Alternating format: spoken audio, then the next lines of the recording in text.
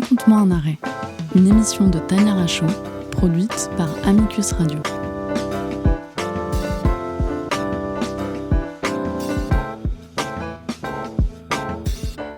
Bonjour et bienvenue dans Raconte-moi un arrêt. Dans ce nouvel épisode, nous allons explorer la question de la gestation pour autrui au travers de 2 décisions de la Cour de cassation plus particulièrement, et surtout en compagnie de Valérie Depade, maître de conférence HDR à l'Université Sorbonne Paris-Nord, membre de la CAPAD, la Commission d'accès des personnes nées d'une assistance médicale à la procréation aux données des tiers donneurs, et qui s'est intéressée de près au sujet. Donc bonjour, merci d'être avec nous. Bonjour, merci de votre invitation. Alors, revenons tout d'abord dans les années 80, au moment de la création de l'association appelée Alma Mater, ce qui veut d'ailleurs dire mère nourricière en latin. Elle est alors présidée par le docteur Sacha Gueller, un médecin marseillais qui avait lancé un dispositif pour que des couples infertiles puissent rencontrer des femmes candidates à la gestation, moyennant finance. Alors, j'ai pas retrouvé le prix à l'époque, qui a dû changer d'ailleurs parce que c'était en francs. Il était en francs. Voilà, mais pour comparer aujourd'hui, dans les pays où la GPA est légale, elle coûte environ au moins 80 000 €. C'est le cas aux États-Unis, en Grèce ou en Ukraine, où on avait entendu au début de la guerre les parents d'intention s'inquiétaient de leurs enfants à venir, 80 000 €, voire beaucoup plus même.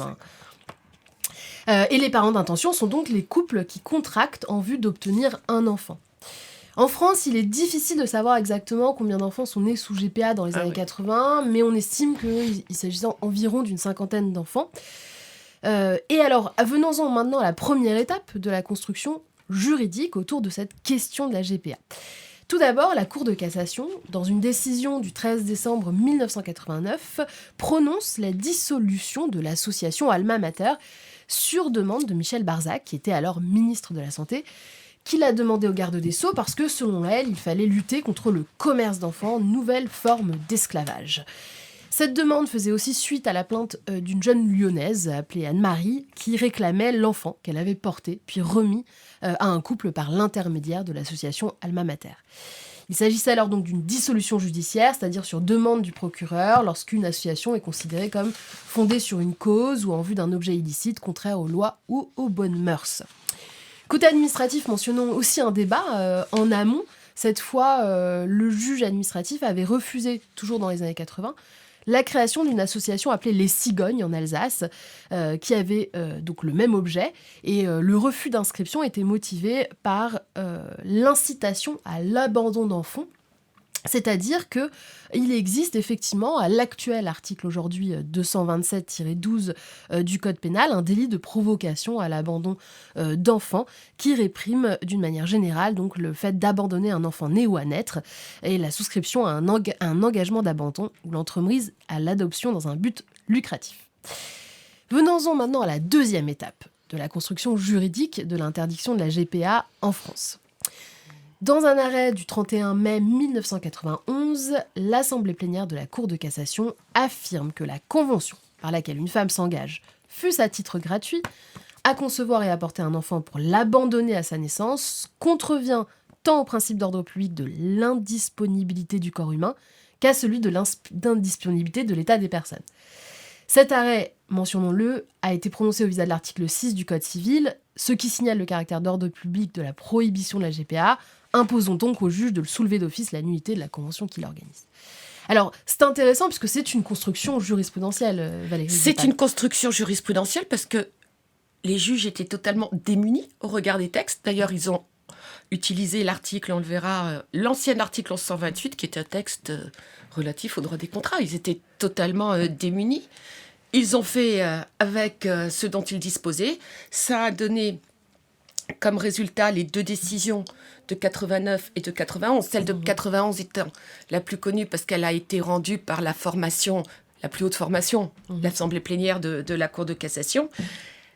Et puis ensuite, la loi a pris le relais au travers des lois relatives à la bioéthique, et dont les premières datent de 1994, qui ont donné un texte très précis, l'article 16-7, sur la gestation pour autrui, plus précisément sur son interdiction.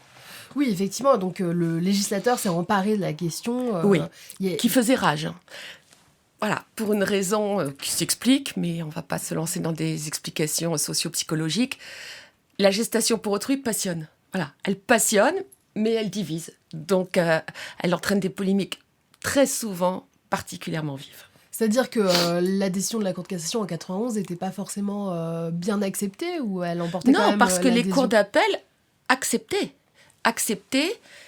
La question était de prononcer l'adoption de l'enfant par l'épouse, par la mère d'intention, et les cours d'appel l'avaient accepté. C'est pour ça que la Cour de cassation en 91 s'est saisie, c'est-à-dire qu'elle est passée par un pourvoi dans l'intérêt de la loi, qui n'a pas remis en cause l'adoption elle-même, donc l'enfant est resté l'enfant de ses parents, mais qui a permis de poser une jurisprudence et un principe. Et qui a freiné donc tout le mouvement de Oui, la GPA brutalement. Hein. Oui, mais pour peu de temps finalement, puisque les lois de 94 étaient en préparation et que dès 94, la loi a pris le relais. Et donc les lois de bioéthique, d'ailleurs, en général, servent à s'intéresser à toutes les questions autour du corps et de son utilisation, en fait. Et donc en 94, effectivement, vous l'avez dit, le législateur vient sanctionner pénalement le fait de servir d'intermédiaire entre une mère porteuse et un couple stérile.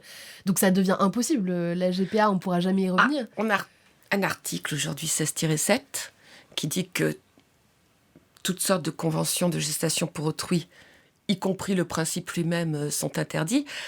Ne jamais y revenir, vous savez, la loi, elle est certes... On dit que la loi est gravée dans le marbre, mais enfin, on peut aussi graver autre chose.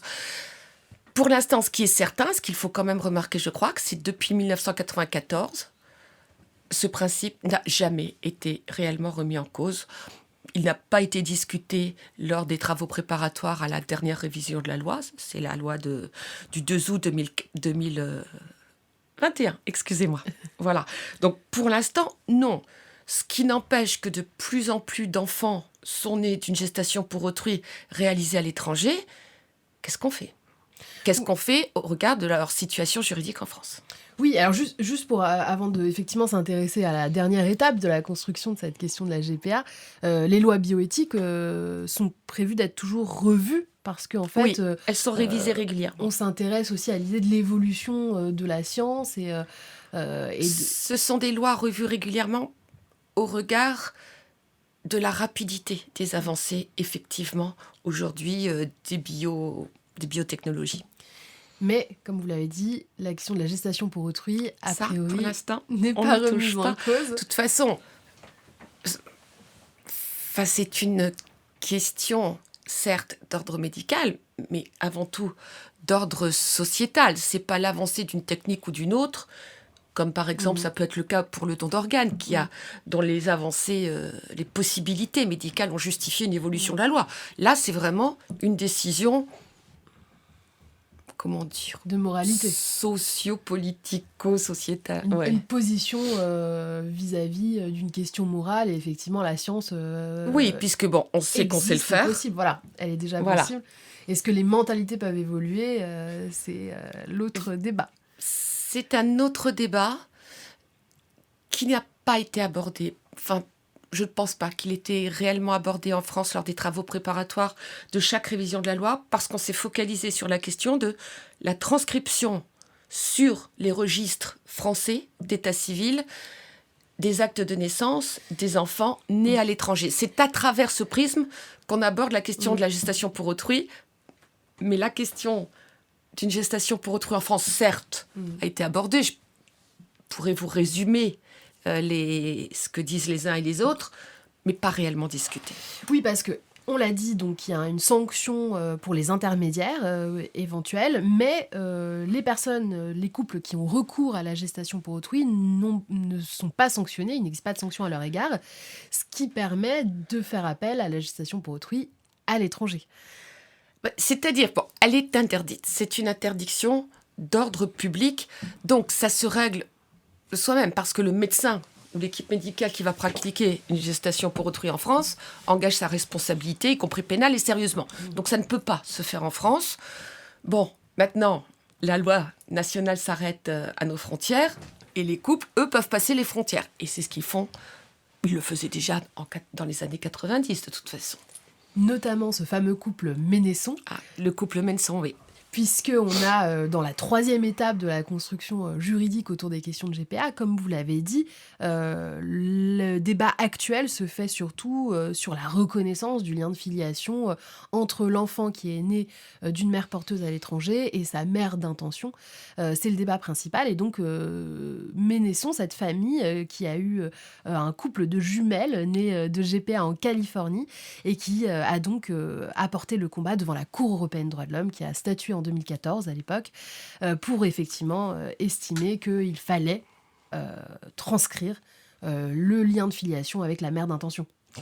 Il est certain que les Ménesson, monsieur et madame Ménesson, ont largement participé à l'amélioration de la situation de ces enfants. Vraiment, ils ont mené le combat de front. Ça a été, je pense, très difficile, décourageant par moments. Mais il faut savoir qu'à cette époque, les enfants, ils étaient déjà nombreux, nés d'une GPA réalisée à l'étranger. On les appelait les fantômes de la République, les nouveaux sans-papiers. Je ne sais pas si vous avez lu la presse de l'époque. Bon, grâce à eux et au fait, grâce à leur action, vraiment, les choses ont évolué. Ils ont obligé la Cour de cassation déjà à statuer, et puis le recours qui a marqué un grand tournant dans la jurisprudence, un coup d'arrêt d'ailleurs à la jurisprudence antérieure, a été la décision de la Cour européenne de 2014, où la France s'est vue condamnée.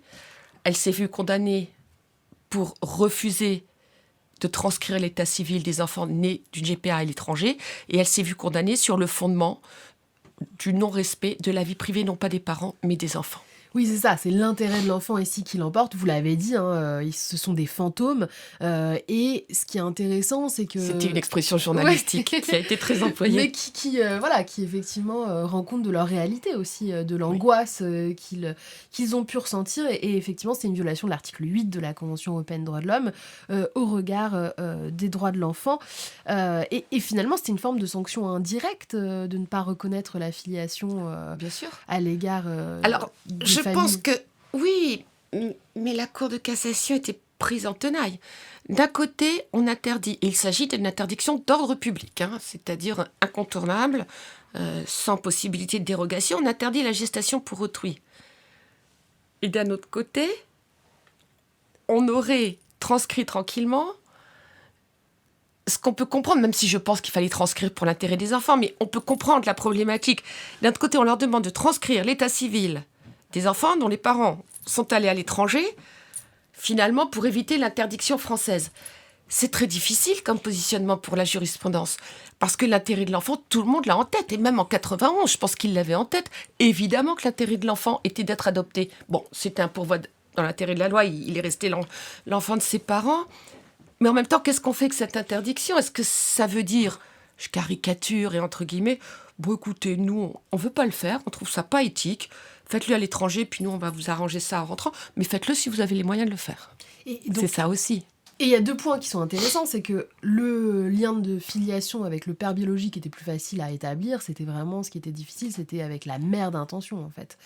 Puisqu'il y avait une mère biologique qui avait porté l'enfant, et donc cette mère qu'on appelle d'intention, qui n'avait aucun lien biologique. Et c'est là où était la difficulté juridique aussi. Alors c'est là où les choses sont un peu plus compliquées aujourd'hui. Il est certain qu'en France, pour l'instant, l'accouchement fait la mère, bon, sauf accouchement sous X.